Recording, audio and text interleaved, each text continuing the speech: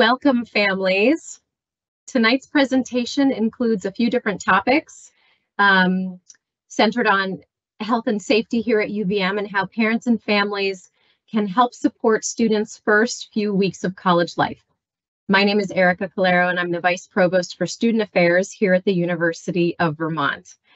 You may have joined us earlier this summer for our webinar, A Family's Guide to College Transition, together with Joe Russell. If you haven't gotten the chance to watch it, it is available for viewing on our DOSA YouTube channel, and we're dropping the link into the chat now so that you can view it if you haven't had the opportunity. I want to start off this evening with a few housekeeping items. As we get closer to move-in, it's important that you and your student review and complete all the necessary items on the new student checklist. This is something that most students complete on their own. You can provide support as necessary. I would recommend checking in with your student about their progress on that checklist to see if they're stuck on any items or if they have any questions. We did recently add a series of learning modules through a platform called Vector that are about a variety of topics that incoming students must complete, and they really do form the foundation for some of our community standards and expectations at UVM. They're important and they're required. I'll also note this evening you may want to take screenshots or take notes, and we'll have a Q&A toward the end of the program this evening, and we will let you know when the chat goes live so that you can submit questions. So to start us off, preparing for move-in, that is really where you are, and it's where we are squarely. A quick note here, we're going to be sharing more information this coming Friday in the next edition of the Catamount Family Newsletter. That will include helpful tips and logistical information that will help you and your family prepare for the actual day on campus. So please stay tuned for that. I also, this evening, I want to put toward the front of the program, starting off with the complexities that you and your student might face as you arrive on campus and begin their college experience at UVM. So move-in day is busy and invigorating for everyone involved. It's one of my personal favorites. Every year, there's just so much going on, so many moving parts of our process, a lot of different staff members involved, and a lot of expectations, some exciting, some challenging. It is August. And even in Vermont, we suggest you prepare for warm temperatures and some physical exertion, quite possibly some sweating. So just when you think about your own personal comfort, keep that in mind. I also know that we have a range of, a diverse range of needs in our student population and in our family population. And for some, there may be a little bit of sensory overload. For all, there are many emotions. So I would really encourage you as a family to have a conversation, certainly a conversation with your student about their needs and about how you as a family can prepare for lots of stimuli on the move-in day. Move-in day, of course, is all about getting your new Catamount settled, moved into their new home, feeling settled, and getting ready for a few days of action and activities in the form of our orientation program. Summer orientation programs have been scheduled so that your time at move-in can really be dedicated to you and your family and your student. We have, as you can see here, we've put together a list of fun activities for you when you're here. So priority number one, moving in your student. And a lot of people are going to be helping with that process. We have a wonderful, I can't speak highly enough about the staff and the students who help with move-in. It's a really just a beautiful community effort. Priority number two, but very important, is to think about your goodbye plan. It's really important to talk about the day's schedule, and that includes when you'll head out. On move-in day, students will be busy beginning at 3 p.m. sharp and into the evening. So we really recommend that students remain on campus and fully immersed in their new community. We don't recommend scheduling a big dinner after move-in. We're really trying to help students start off by making friends, getting acclimated, and to pull them out of activities can limit the extent to which they're able to do that. You can take a screenshot of this for sure. Be assured, though, a physical printout of this list will be available when you arrive on campus for your students' designated move-in time. Okay, so once we've gotten your Catamount moved in, attending orientation, and then starting the academic year, things will continue to ebb and flow. That is the nature of a large community, a dynamic campus, and a big transition. We think about the first 6 weeks as a very high impact zone in the lives of college students, especially those in their first year. My colleague, Charles Holmes-Hope, Director of Residential Life here at UVM, is going to talk a bit about how Res Life helps smooth and enrich this time for your Catamount. So Charles. Thanks, Erica, and good evening, everyone. My name is Charles Holmes-Hope, as Erica mentioned, and I serve as the Director for Residential Life here at the University of Vermont. I'm super excited to be in space with you this evening. I'm going to be sharing with you a little bit more about the Res Ed experience, our policies, and the work that we do in Res Life to help amplify and support the community within our halls. Aside from orientation and the first few days of classes, your student is going to be adjusting to a new room, a new schedule, and new people. College is a continuum process of learning, and that learning happens everywhere throughout the university. Not only in the classroom, but some of the biggest life lessons. Here are some examples. How to deal with conflict, how to negotiate conflict, how to manage conflict, how to compromise, failures, and how to find success through conflict. This is growth, and growth is good. We help to facilitate this growth through a number of activities. Floor meetings with the RAs, activities within our learning communities, week of welcome programs to new students here at the university. In Res Life, we have specific teams of staff, in particular our residential education team, that are here in the halls supporting your student to transition and helping them throughout the community. In fact, in a week, your student will have the opportunity to meet their peers and their RAs on August 16th during a live webinar titled Living in Community from 7 to 8 o'clock. We can't wait to see them.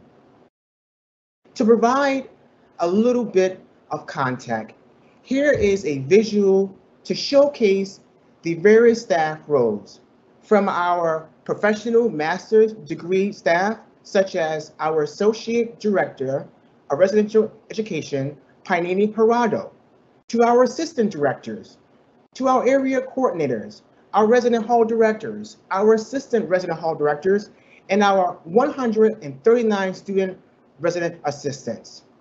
This is your community.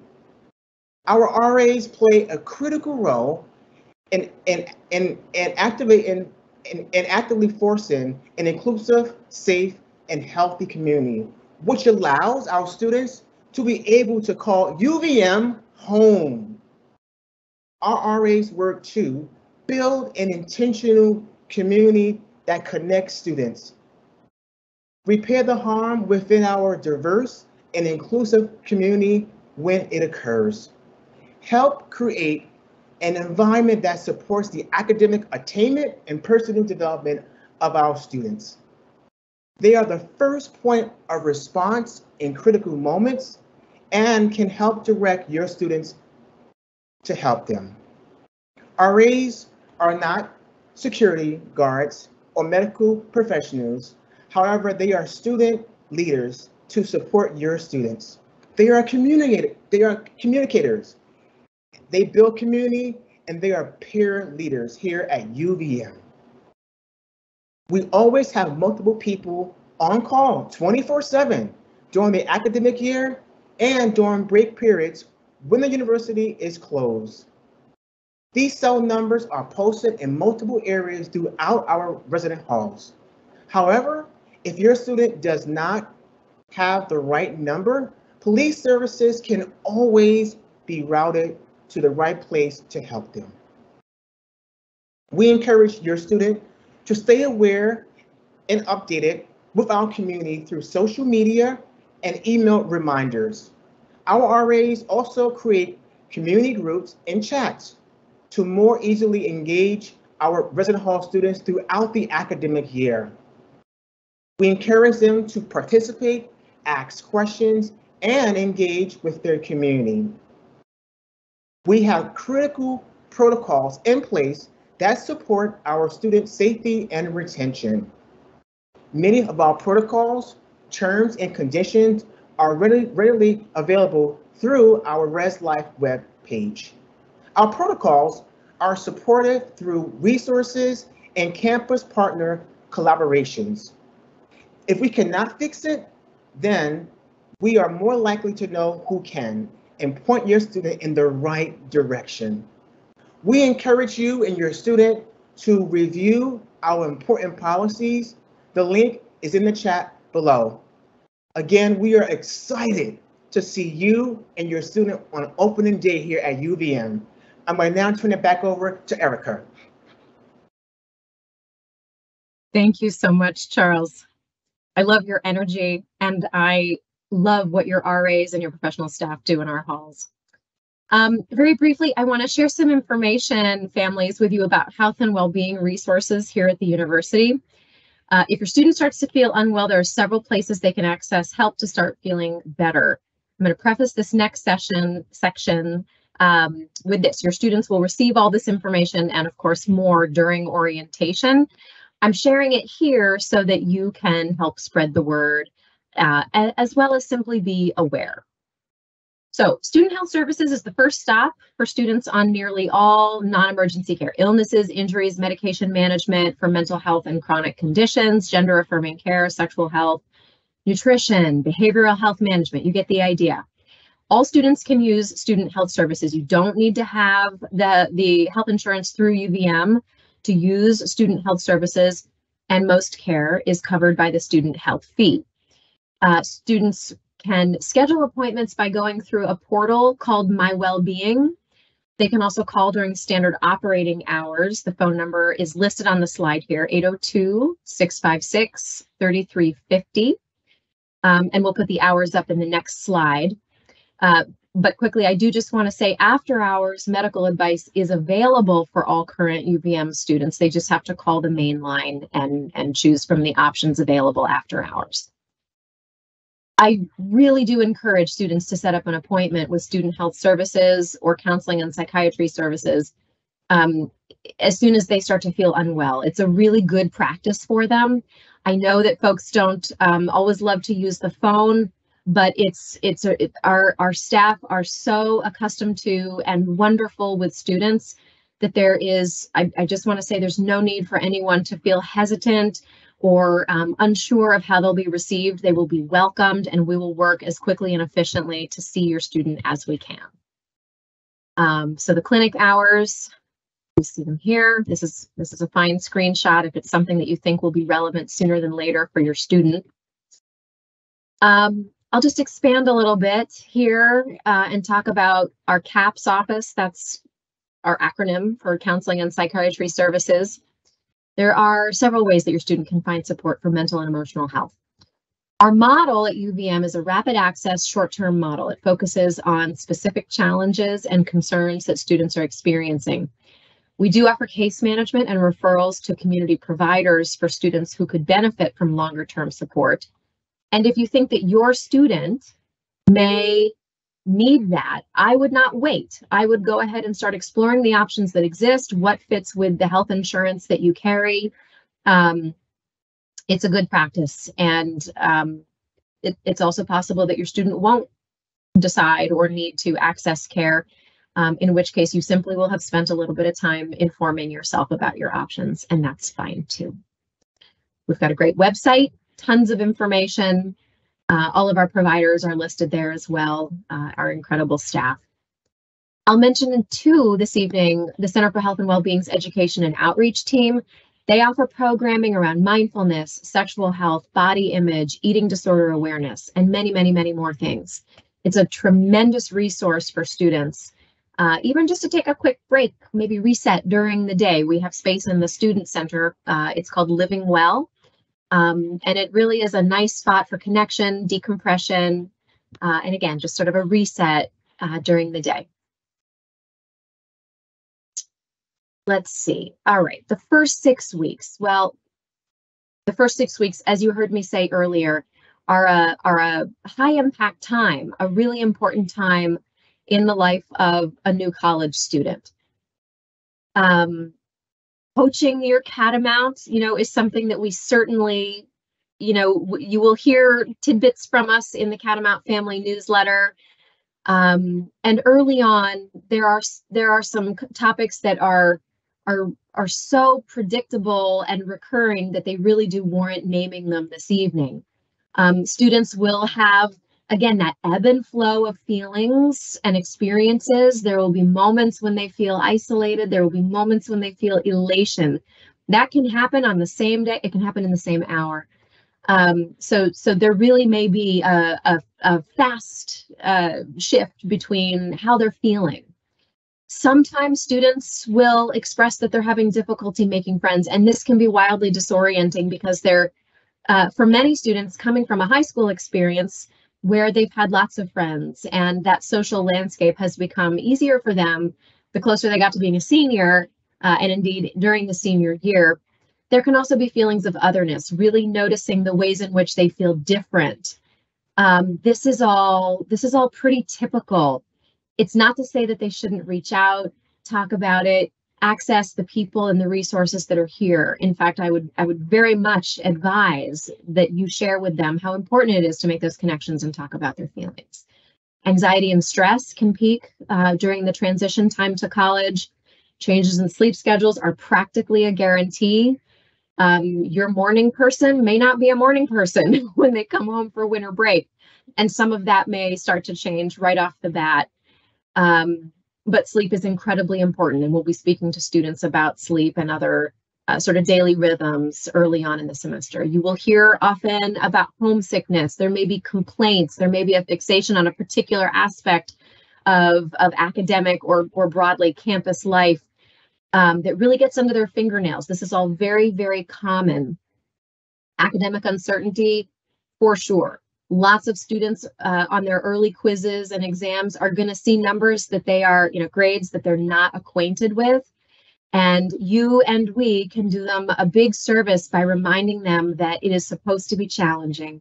There is supposed to be an adjustment process that they do need to navigate. It's not just navigating a bigger high school environment. College is something different entirely. And so what can you do? How you can support them? Well, there are a million ways you can support them. And indeed, it's going to really depend on the moment, the challenge, your student, your relationship with your student. I'm going to start off by saying something that's not listed here, but I always say this to families. Your student will continue to thrive and flourish just knowing that you support them and that you love them. So that's I think really important for students to know, that as untethered and new and sometimes edgeless as this transition can feel, you are a constant for them in their life. You love them. I know you know this. I'm reminding you to let them know it as well. So actively listening, just acknowledging their feelings, obviously not dismissing their concerns, reminding them that they're not alone, and that this is part of the adjustment process. Sometimes it's really helpful to name crisply for students that there's a difference between offering support and offering solutions, and inviting them to tell you what they think they need. I definitely advise not trying to go into fix-it mode, but really help them navigate with open-ended questions.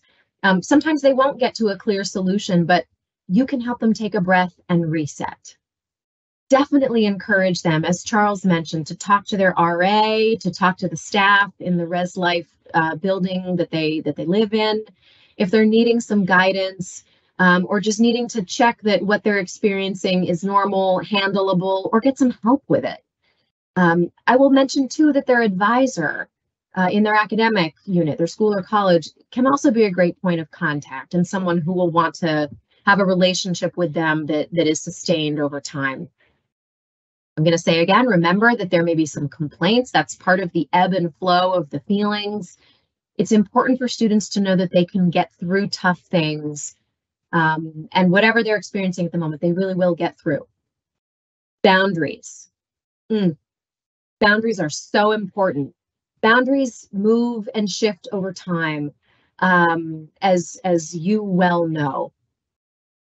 Having students, giving them the opportunity, inviting them to think about, and again, I would do this through open-ended questions rather than telling them what the boundary should be. I think it's ultimately more productive for students and supports their own kind of their developmental journey by asking open-ended questions and encouraging them to practice boundary setting in ways that are right for them. Some students have the ability to make what can feel like hard decisions before they encounter a difficult situation. And if you have a student who has that capacity, it's a fantastic strategy for boundary setting. But for all students, mentally rehearsing, where they think their boundaries need to be or might most comfortably be, that's incredibly useful. They will encounter opportunities and needs to set boundaries with friends, with roommates, with the time, how they spend their time, boundaries with sleep, etc., etc. Now, having said all of this, and with the abundant confidence that we have in how prepared they are to join the UVM community and in their ability to navigate it, absolutely positively, there will be some situations and there will be some moments that are a lot to navigate. If you are aware that there are issues they're experiencing that seem more severe, we do want to know. We have a care form, and anybody in our community, it's an open website. You can also submit a care form, or you can email us at studentaffairs@uvm.edu. Okay, that's a lot, I know, but I hope you've heard some useful strategies or had reinforced some of the things that you have been thinking about already. Now we're going to turn to the important topic of campus safety, and we're going to hear about multiple dimensions of campus safety from our Chief Safety and Compliance Officer, Mike Schirling. Mike.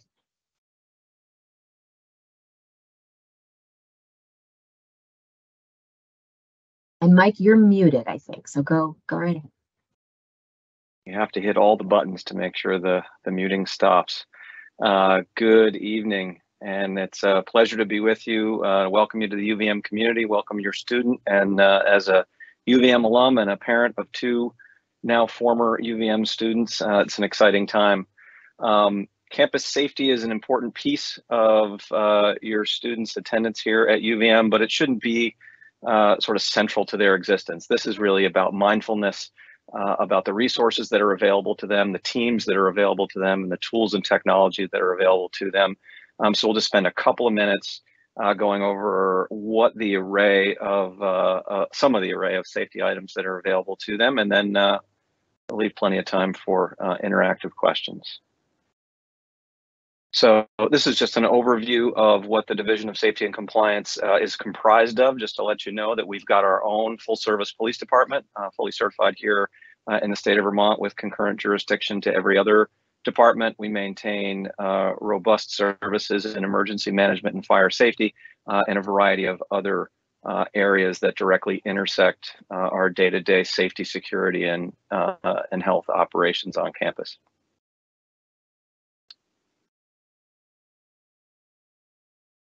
Among the most important things that we want to stress to your new student is that we've got an application that is central to both communications, information, the ability to enable something called a safe walk feature, where if they're walking alone or even in pairs at any time of day, they can enable a live breadcrumb to people that they know. That could be you, that could be a friend. And there are a variety of other features embedded in this application. It's called LiveSafe. Our version of it is called CatSafe, but when you go to the application store, it's called LiveSafe. And that is really the central safety technology that we have in play today. In addition to that, we maintain a campus security camera system that is in many public areas around the campus. We maintain a mass notification system that they'll be automatically subscribed to that's called Catalouero. We have a new program where we have emergency medical stations, including automatic external defibrillators, bleeding control kits, and now naloxone, called Cat E-Care stations that will begin. They already exist around campus, but you'll see a significant expansion of those in in the months and years to come. And then two areas where they can get more information. We have a threat recognition and assessment toolkit that's available online. And this really is about not just recognizing things that might be threatening in nature in the 21st century. Unfortunately, that is part and parcel of things that happen on a day-to-day basis, but as important to recognize concerning behavior and make reports to our care team and get early help for those that they may interact with who may be experiencing stress or other difficult situations. So there's a variety of information there, and while it's titled a threat recognition kit, there really is a wide array of information that they may find useful and that you may find useful as well. And then a new item that we've got this year is our unified reporting portal. So there are a variety of things that could be reported on campus that are concerns, ranging from issues that are academic in nature to safety issues to crime reports. And all of those things can be found at the new unified reporting portal, uvm.edu/report. And there it will direct you to the various types of reports that could be made, various mechanisms to do that. So those are among the things that are a part of the array of tools and technology that we've got for campus safety and security. The next slides just give you a little bit more detail about each of those initiatives. I will post a PDF of this slideshow to the chat so you can look at this at your leisure, but we'll just go through very briefly and show you some of the highlights of these technologies. So CatSafe is interactive. It's a two-way communication platform that enables you to actually chat with police services. It has a virtual blue light in your pocket, which means you can push a button, it'll call 911 or it'll call police services, and it'll open up an interactive ability to chat with those folks. Additionally, you can send pictures and video. You can report things anonymously if you choose to do so. And it's got that SafeWalk peer-to-peer virtual escort option that I mentioned just a couple of minutes ago. Additionally, it's a place to access a variety of safety and emergency information in the event it is ever needed. A quick note that CatSafe, the LiveSafe app, is replacing our physical blue lights, which you'll still see around campus. They're fairly old technology. It's a little difficult to maintain. So beginning this summer, we're slowly sunsetting that program in lieu of this new technology.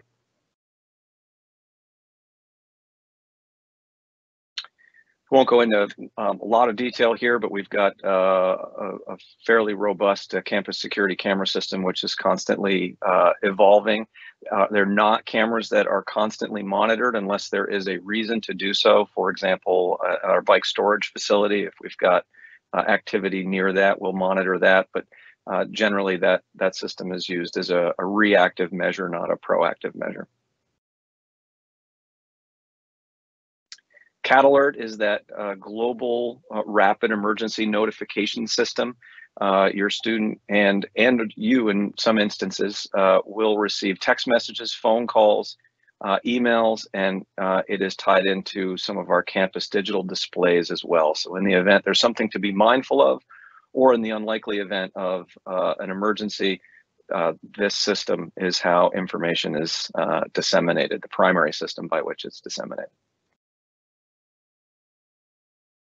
Cat eCare I mentioned. This just gives you the details of what's contained in those Cat eCare stations.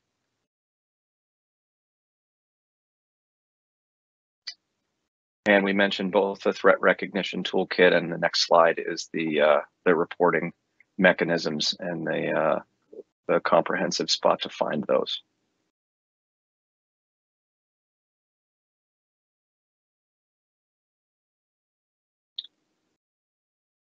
That is all for the security and safety overview, and turn it back over to Erica. Thank you, Mike. A lot going on to keep our campus healthy and thriving, and staying abreast of the tools, teams, technology, all, the entire toolkit that's at our disposal to keep our campus safe. It takes a community to maintain a community. So it's important for everyone to understand how all of this is put together. We would like to invite your questions at this time, and so we'll go quiet for just a minute while folks submit questions to the chat.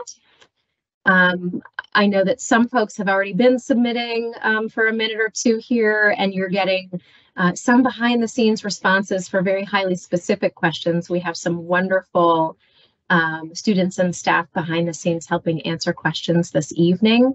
Others of a more general nature, we're going to push forward into our live event Q&A. So let's see, I'm just going to navigate to that point. All right, there's a question, and Mike, this one is going to go to you. If I'm having a medical emergency on campus, what do I do? In a medical emergency, you can contact, you can either call 911 or you can call campus police directly. That number is 802-656-3473. And from there, they will dispatch. The primary responder will be UVM Rescue, which is a student-run service that's been providing services to the campus for over 30 years. And they'll dispatch that ambulance. And we're fortunate that our campus is directly adjacent to the University of Vermont Medical Center, which is a level 1 trauma center. In that picture, you can actually see that silverish gray building in the background is actually the hospital, and right below that is the emergency department. Mike, stay with us. I'm just going to read the next question for you to answer. How do parents get cat alerts? You should be automatically subscribed as a parent, but you let me get some additional information on whether there's a proactive way to add specific phone numbers or email addresses that we may not have, and we'll get that back to you.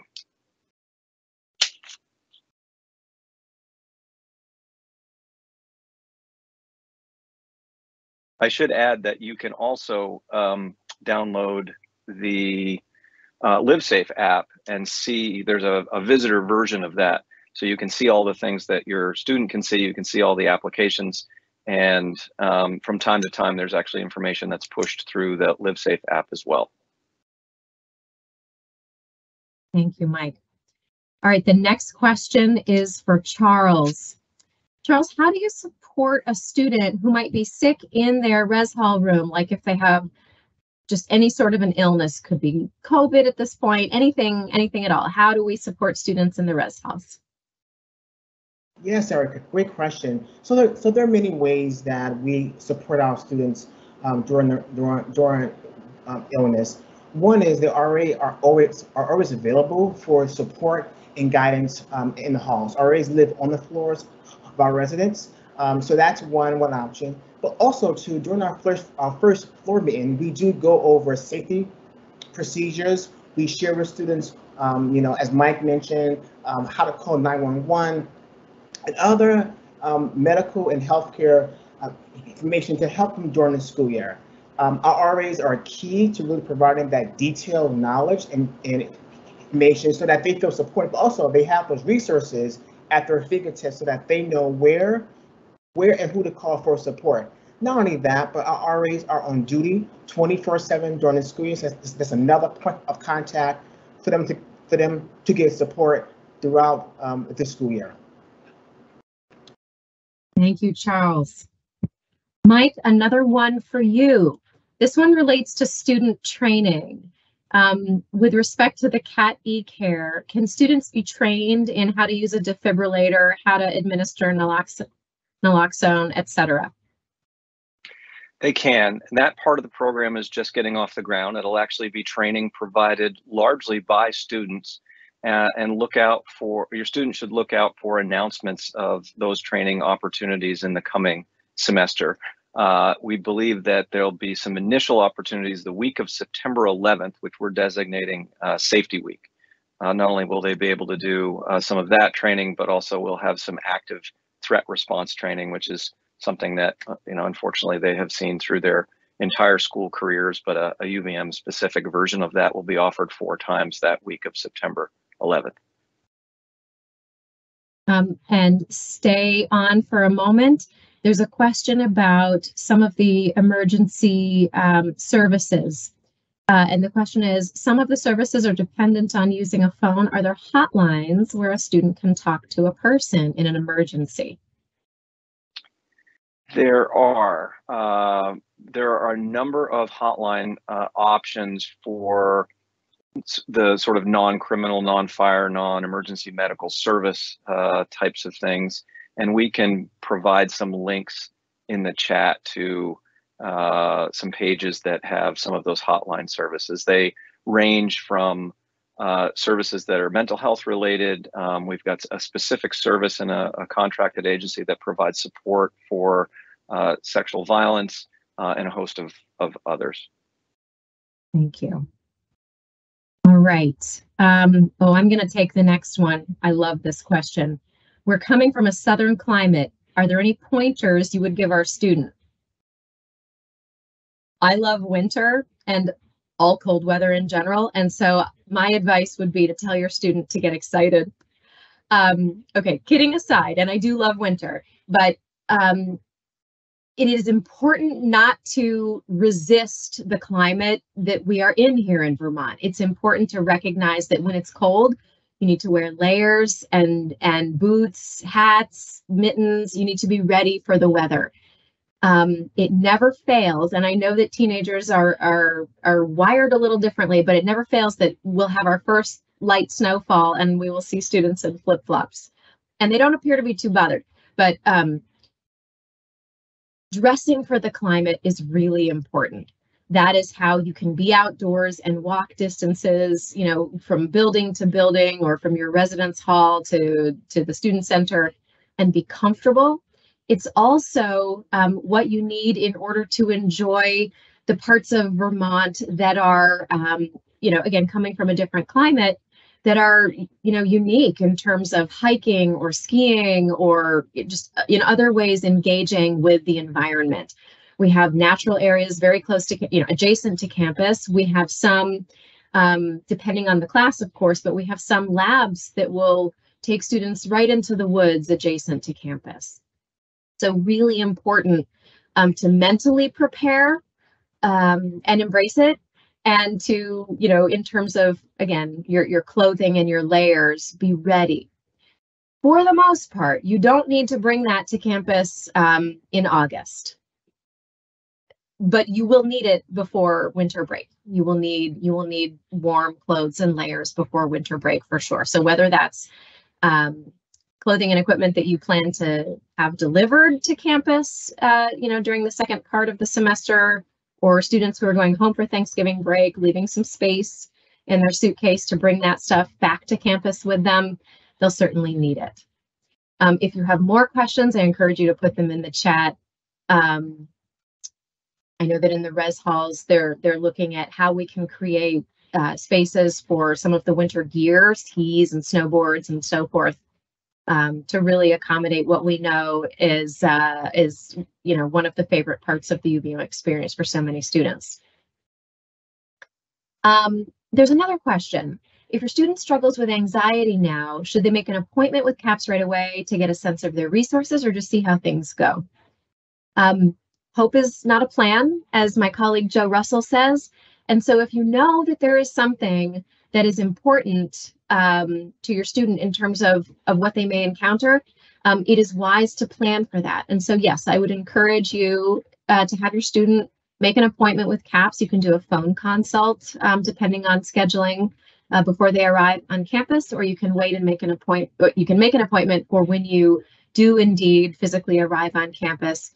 But I would certainly encourage that planning in advance. And that's not limited to anxiety, but any known concern that a student has, I would certainly make a plan for support. Let's see. Will there be any monitoring of COVID levels or attempt to keep an eye on it? The federal emergency declaration has expired. We are no longer requiring testing. We do certainly work with students who have any illness contagious or otherwise. Generally, when students have influenza, COVID, anything at this point, they really are, the medical advice tends to be to rest, hydrate, and recover in place in their room. They can wear a mask, and that's a decision that students make, and we absolutely support that decision when it comes to communicable illnesses. But because the federal emergency related to COVID has expired, and because the vast majority of our community has been vaccinated, we feel comfortable following current medical guidance, which is, as I just explained. Next question. If a student wants to go home for the weekend during the first month or two, do you advise against that? We really advise that students stay on campus. A student who may live locally and wants to go home for a meal or to see a family pet, that travel is so minimal that the time away from campus is negligible. A student getting on an airplane or driving hours and hours to leave campus for a weekend, again, during that the question is about a month, but I'm going to say 6 weeks. During the first 6 weeks, we really do think that ultimately it serves your student well to remain on campus and to work through some of what may indeed feel like discomfort during the early weeks. It's good to work through that discomfort. They will find other students, and it's important to be communicative about how they're doing and to share that with peers and with RAs and with Res Life staff. Working through what they're going through, along with so many others who are experiencing something very similar, can be powerful. Sociologists tell us that students in college make friends in abundance and with greater ease than after college for 3 primary reasons. One, they have opportunities for spontaneous interactions that involve significant personal disclosure, and those interactions last a long time. And if you are gone for a weekend when people aren't in classes, and there are opportunities for the spontaneous, the personal, and the lengthy interactions, that's really important to the developmental phase that they're moving through, transitioning to college. I hope that's helpful. Let's see. Other questions. I think I must have missed a few. What does sexual consent education look like for first-year students? I'm really glad you asked. First of all, I would very, very strongly encourage families to have conversations about important topics with students, and consent, healthy relationships. This is very much something that I think is important for families to discuss. I would say candidly and openly, but really at the level of your comfort with your student. I know that these topics aren't necessarily comfortable, but they are important. And so, to the extent that you can have these conversations, your student will be ultimately well served.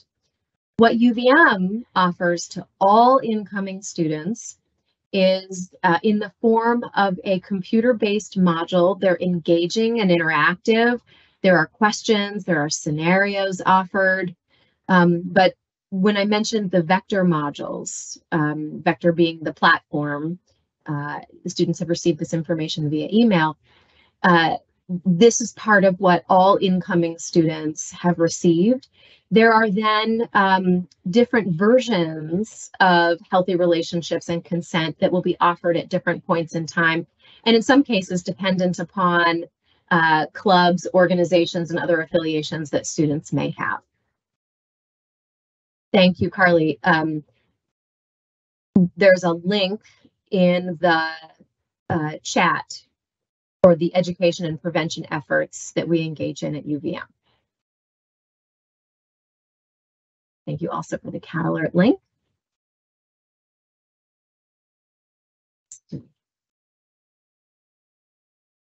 Charles, here's a question for you. Who can access the residence halls, and how do students access their rooms?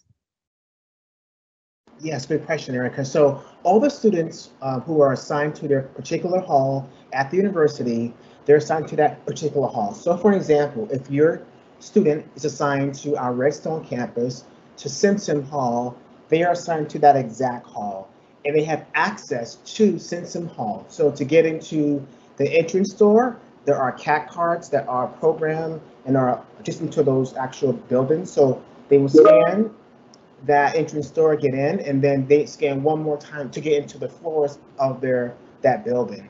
So again, each student who's assigned to an actual room, they have access to that particular hall throughout the school year. And Erica, I'm sorry, the second part to the question? So how do students access the halls and how do they access their rooms? Yeah, so the rooms are similar. Once you have access to the building and to your floor, each student is given an actual key on opening day to their room. So when they check into the actual community, they will be given a key to their room, and that's how they get into their rooms during the school year. If a key is lost or missing, they can work with our department to be issued a new key as a result. Thank you. Mike, now one for you. Could you describe the relationship between UVM and the Burlington Police Department? Happy to, beyond the fact that my original career was 26 years with the Burlington Police Department, the last 8 of which as the chief. We have a day-to-day working relationship with the Burlington Police Department, whether that's them providing us support in certain circumstances, us providing mutual aid and support to their operations under certain circumstances. And in addition, over the last year or so, we have added some additional presence patrols on the part of our police department in areas where students frequent in the downtown and neighborhoods where students are most prevalent in the Hills section and other areas of the city to supplement the Burlington police, especially at times of high traffic, the Thursday, Friday, Saturday night and evening timeframes. Thank you very much.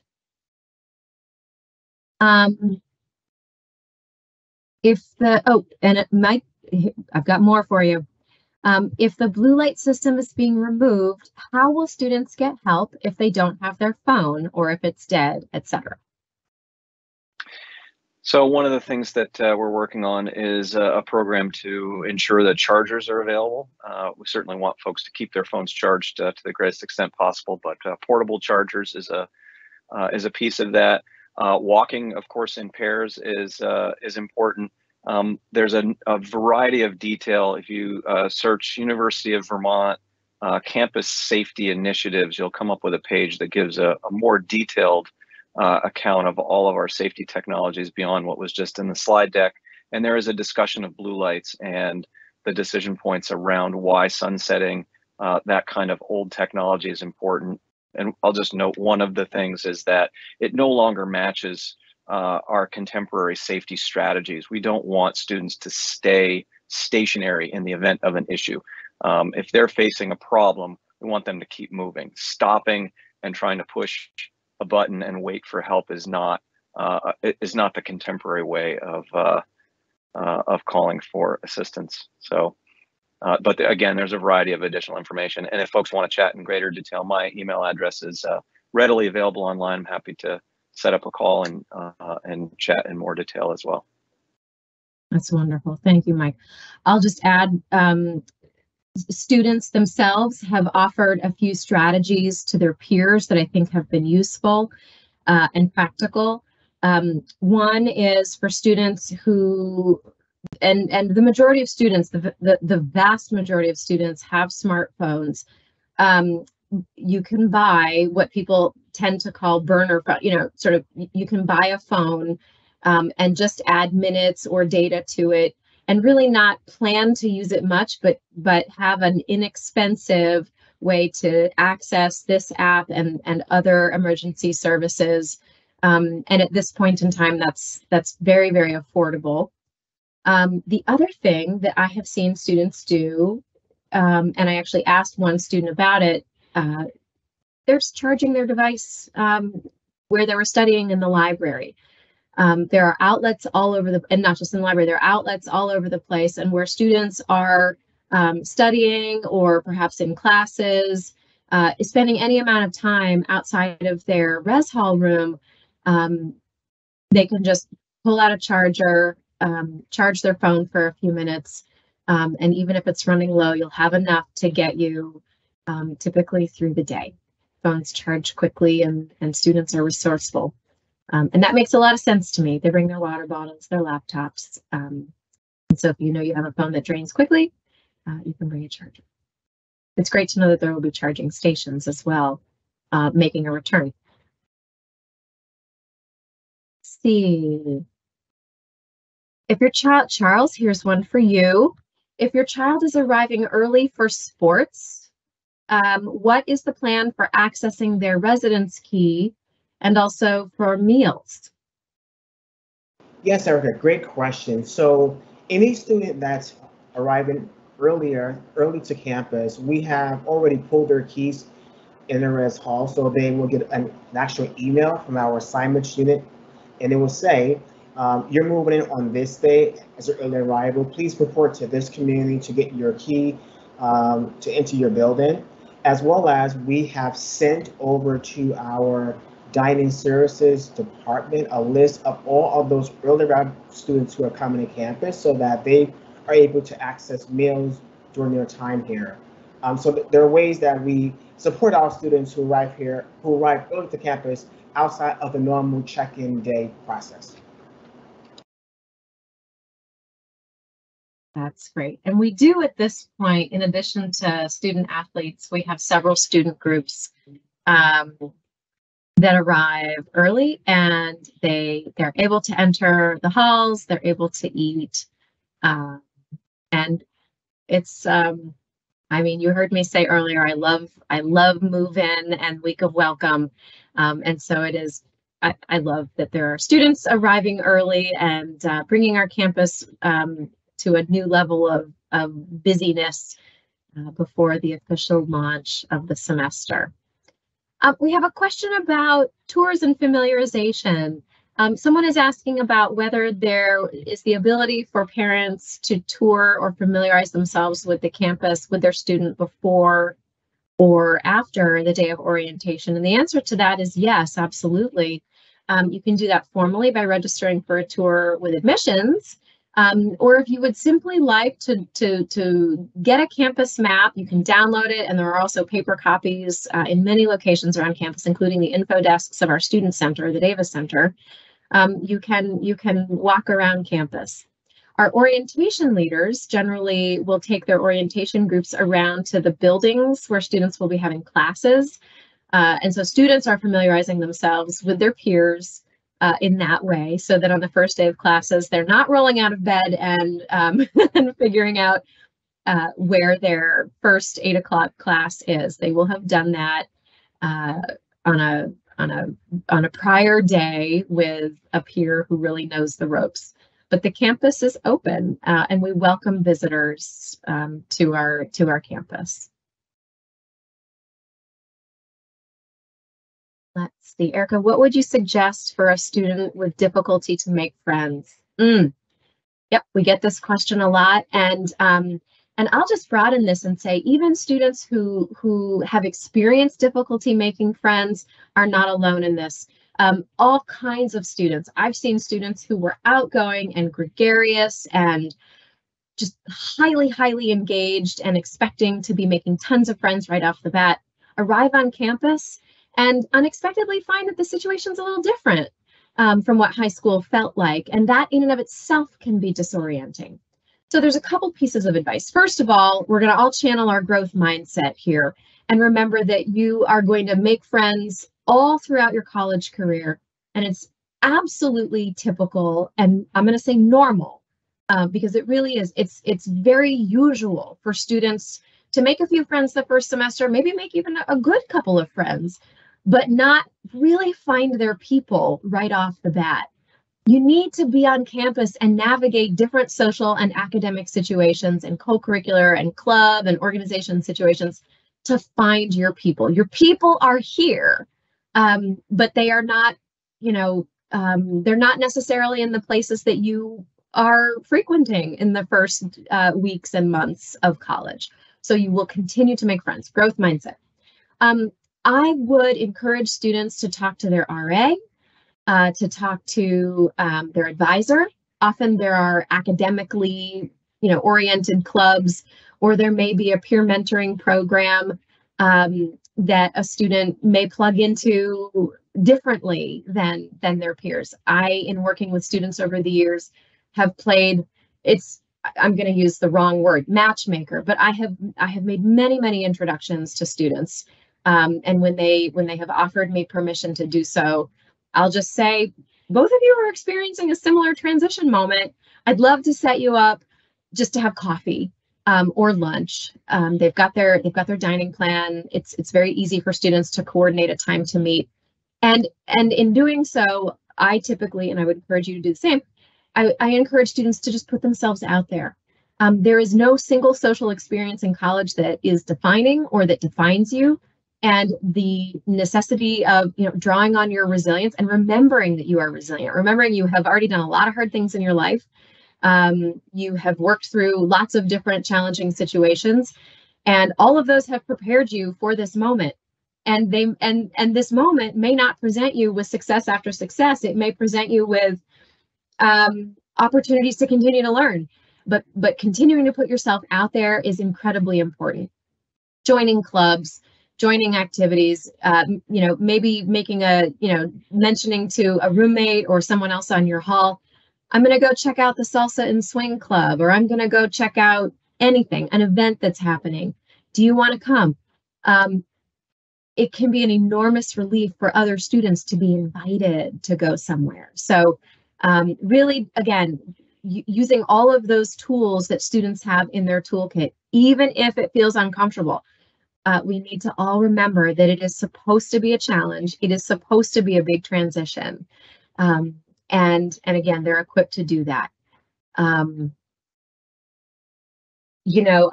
always just, on a personal note, I always thought of myself as someone who really kind of liked my personal bubble right up until the pandemic. And I had, like students, we as adults were also sort of socially deprived for a while.